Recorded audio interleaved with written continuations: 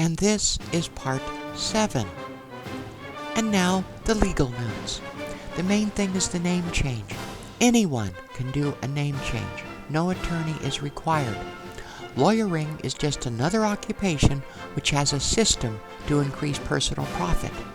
Sometimes you do need a lawyer, but unless you are a career criminal, most legal work, name changes, small claims, and even more can be done in pro per, which is Latin for in his/her own person. An invaluable resource for many things involving your journey to the GRS is the reference librarian at your local library. I have traveled a lot and lived in 49 of 50 states and a bunch of foreign countries. One of the first things I do in a new town or city is to find a place to live and get a library card. I worry about the job and local driver's license later.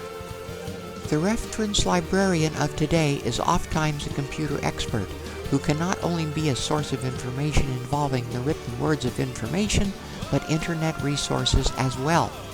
It will be well worth the effort to cultivate a friendship with this wellspring of knowledge.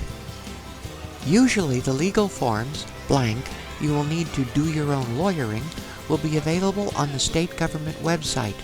Free advice can be had for the asking at legal aid or from a local attorney on a free initial consultation basis. Otherwise, if you choose to use an attorney for the name change, add $300 to $500 to the cost. Each county within each state have different forms and procedures and fees, but the general pattern is A. Filing the verified petition for change of name in the court of venue, that is to say local jurisdiction, for a name change, and this is done at the court clerk's office. B. Fulfilling a publication of petition requirement using a local paper. C. Filing the proof of publication and a request for hearing with the court clerk. D. Appearing for the hearing where the judge will sign an order granting your name change. This last document, signed and sealed or stamped original, is what you will need for federal and state ID, passport, driver's license or ID card, and Social Security. Have the court clerk make at least 4 originals. Record this order with the recorder's office so you will always be able to get more originals. As for the federal government, don't count on the feds to send the original back. They do lose things. Most banks and local changes that you make will want to see the original and make a copy. Credit cards and utilities will usually accept copies, and do as much of this as you can in person. When you get that order, the most important thing is the passport.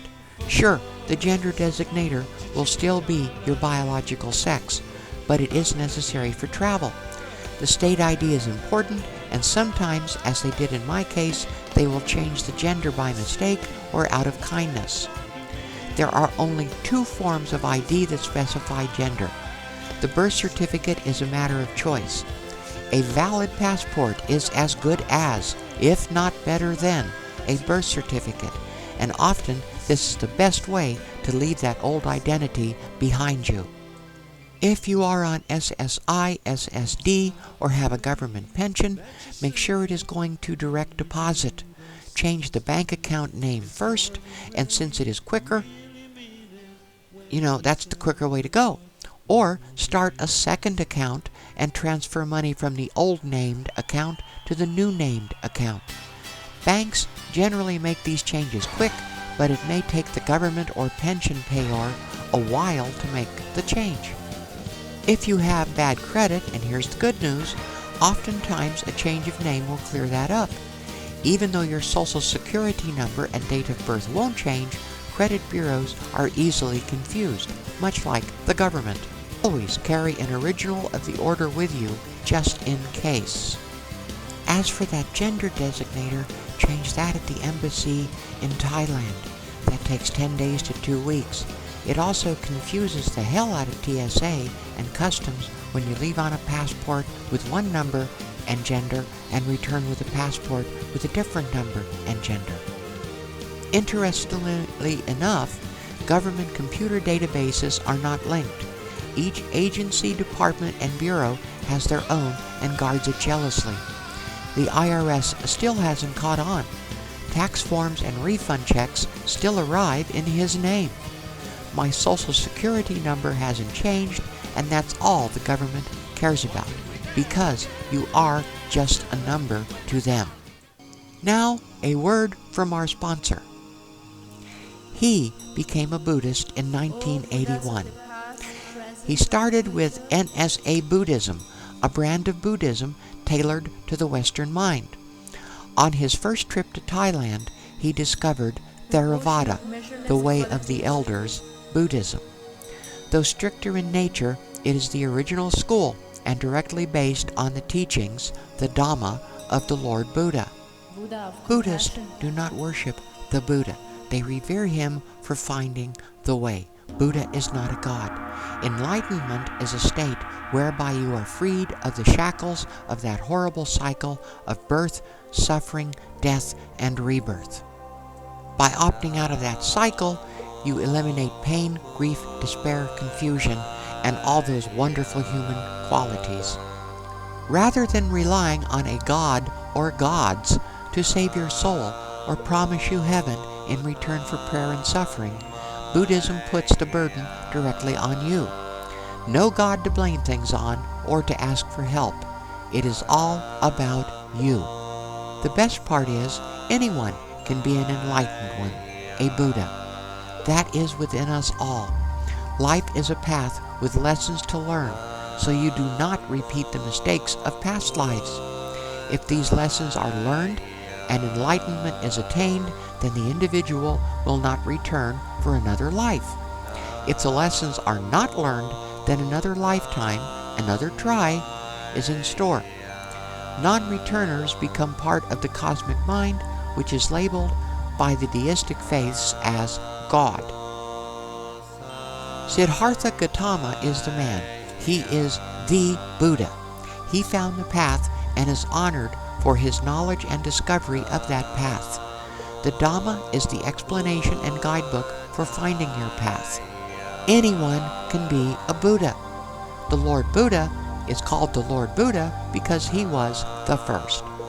One of the stories told about the Buddha is he was in the woods one day, and his disciples asked him why he had taught them only as much as he did. The Buddha picked up some leaves off the ground. He held them in his hand and said, "Behold this handful of leaves. These are the teachings I have given in this life. Now look at the forest there and all the leaves it contains. These are the things that you must discover for yourself. And having discovered these things, you will find the path to your own enlightenment." The Buddha also tells us of the gates to enlightenment. Not everyone has the same path, nor the same gate. He said there are 84,000 gates to enlightenment, and that one is just right for you. Since 1984, I, studied on my own. I knew my path would lead to the GRS. The Four Noble Truths, as they apply to my path, are as follows. Accept the fact you are suffering. 2. Determine the cause of that suffering. 3. Accept the fact you are responsible for that suffering and the cause thereof. 4. Eliminate the cause, which eliminates the suffering, which leads to enlightenment. Well, I was suffering because I was in the wrong body. Having the GRS was the way to eliminate the cause and was my responsibility. And with the GRS, the cause of suffering was eliminated. I am not enlightened, far from it, but I have a good start and nothing to block my path. These videos and the information within is the path that I followed. It may not be your path, but I hope it gives you a start.